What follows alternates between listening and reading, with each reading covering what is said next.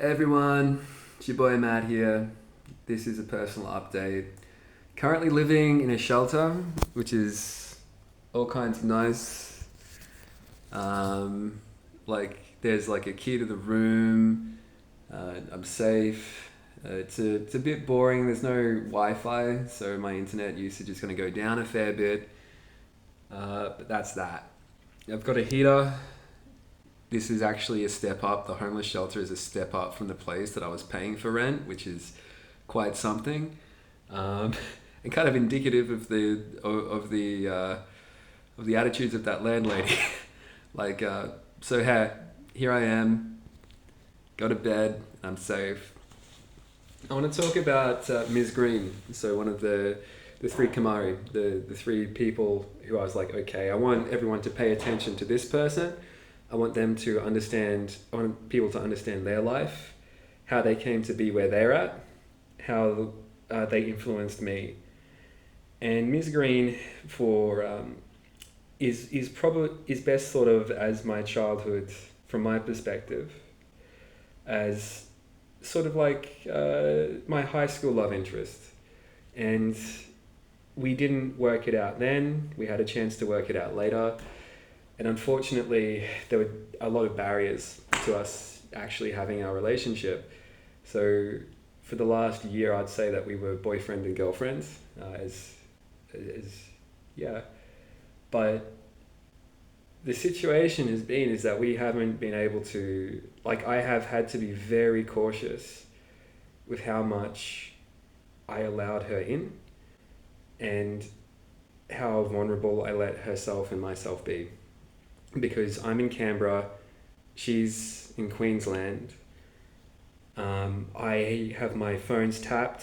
I've had no privacy. I haven't had the ability to, and because my screens are broadcast, I've also had the issue that the very delicate conversations that her and I should need to have had have not been able to take place. And being able to navigate this complex minefield of the wider thing that I've created, of this wider taco project, has been impossible because of censorship by the state. Honestly, the state has fucking ruined my life. That's the thing. I have been so completely abused, and I've lost out on a ridiculous amount of conventional opportunities, but I've been able to make it work. But I've had to protect the people I love, and I've had to protect Ms. Green, and I've had to kind of be aloof.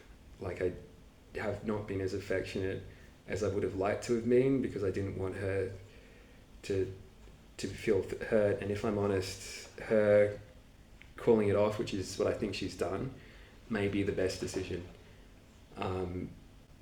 Like, my thought process has always been, I need to find a way to get this thing to work so I can provide for the people in the project, as well as achieve the political aims. Like, the point is to be able to create something which is sustainable and will sustain itself. We're not sure what scale we want that to be. I'm not sure yet. But that's the process. And because it's also both a healthcare service and a sexual service, this is sex work, it's all a bit complicated. Now, her and I both come from a very conservative religious community. The reason why I have so much affection and, to an extent, not to an extent, I have loyalty to this woman, although it seems that we're parting ways now, because of our culture.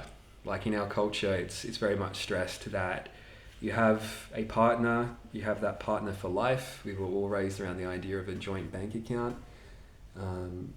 And she herself is still a conservative religious woman. I wouldn't say conservative. She's a very Christian woman. I don't think this project aligns much with her values, and a lot of who I've become is so different from what we were like growing up. But the poor woman, we're still from the same community, and in my mind, it's always been, this is the woman who I am responsible for the rest of my life. And even though I've had to do a whole lot of different things and culturally am not at all part of that, share very few values with that community apart from the, actually no, I'd say I share the values, but have have a very different ideology to them.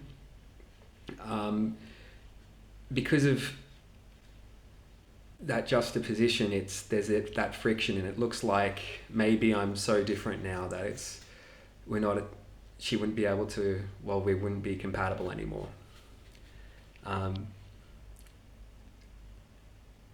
And I'm really sad about that because we're both in our 30s, and in our culture we tend to get married young and we tend to have kids young, and she has not had kids yet, and in our culture, like, that's something which I'm meant to provide her, and that's something we're meant to have a family in our home and all that.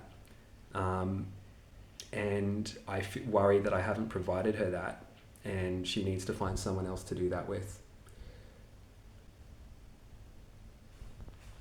It's terrible, but this is kind of what I have to be in Canberra, because this is where I'm most effective for achieving our movement's political aims.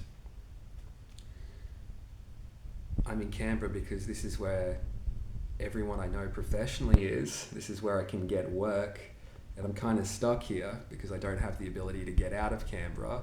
Well, it would be difficult. And because my life has just been fucking hell, I haven't been able to be able to build something so I can jump ship. That's the issue. And on top of that, I'm also responsible to other women, and that's very confusing, and it's a whole lot of stuff which needs to be worked through very delicately, and there has not been the opportunity to work through it delicately. What's happened instead is that my ability to communicate with these people, work things out, have normal human relationship, and in a constructive way, has been removed, because of the live broadcast and because of the tapping and all of these things. So I'm sorry, Ms. Green, you are very dear to me. Maybe this is it. And if I can make good things happen to you and for you, I will. I'm really hoping we're going to be able to get this thing to be commodified soon, and I'm going to be able to make this up to you. I also accept that this might be it. I also accept that I am part of the online polyamorous sex cult, which I created. And cult is a bit of a stretch. Let's say political movement. There's not too many words for this. And yeah, love you, sweetie, but I am so sorry for what we've both been through.